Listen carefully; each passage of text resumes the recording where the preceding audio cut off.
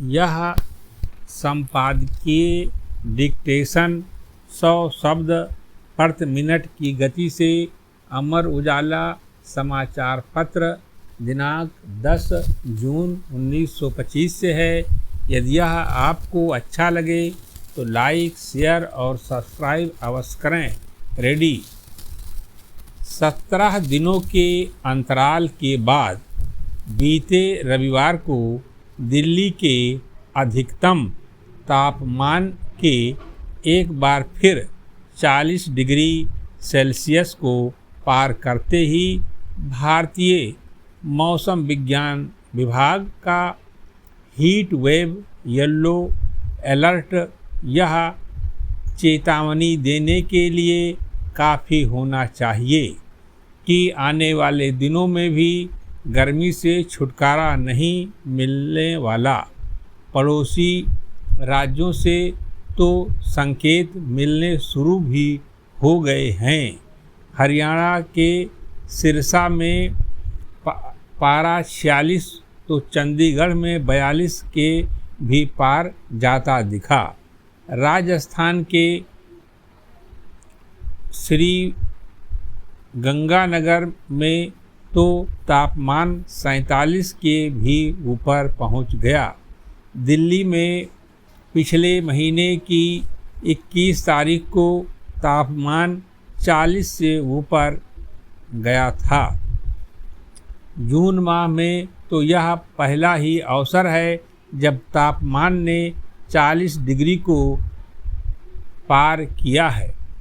गर्म और शुष्क हवाओं के साथ उच्च आर्द्रता ने तो स्थिति को असहनीय बनाया ही हुआ है। रातों के भी गर्म व असहज बने रहने से लोगों को गर्मी से तनिक भी राहत नहीं मिल पा रही है।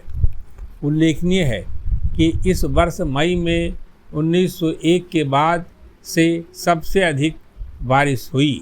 दक्षिण पश्चिम मानसून जो अमूमन जून के पहले हफ्ते में केरल तट पर पहुंचता है, वह भी इस बार मई के तीसरे हफ्ते में ही पहुंच गया।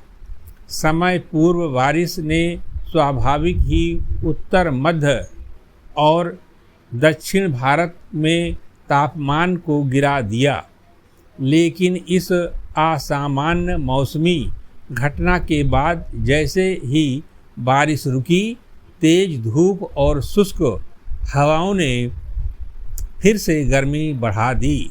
मौसम विभाग ने अगले कुछ दिनों में तापमान के और बढ़ने की आशंका जताई है। साथ ही धूल भरी हवाओं की भी चेतावनी दी है। हालांकि सप्ताह के अंत तक हल्की बारिश की संभावना जरूर जताई जा रही है, लेकिन तब तक यह जरूरी है कि लोग सावधानी बरतें और गर्मी से बचाव के उपाय अपनाएं। चूँकि गर्मी का सबसे अधिक असर बुजुर्गों, बच्चों और धूप में काम कर रहे मजदूरों पर पड़ता है, इसलिए यह जरूरी है कि उन पर सबसे अधिक ध्यान दिया जाए।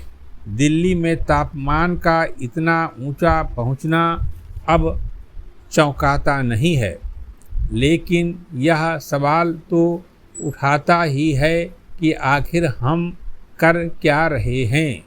2024 में भी दिल्ली समेत पूरे उत्तर भारत ने ऐसी ही गर्मी ही झेली थी और अब 2025 में भी स्थिति गंभीर होती जा रही है।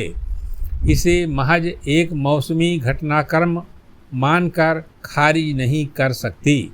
मौसम की असामान्य दशाएं जलवायु परिवर्तन की गंभीरता को ही रेखांकित करती हैं। गर्मी से बचाव के उपाय तो हमें करने तो ही होंगे।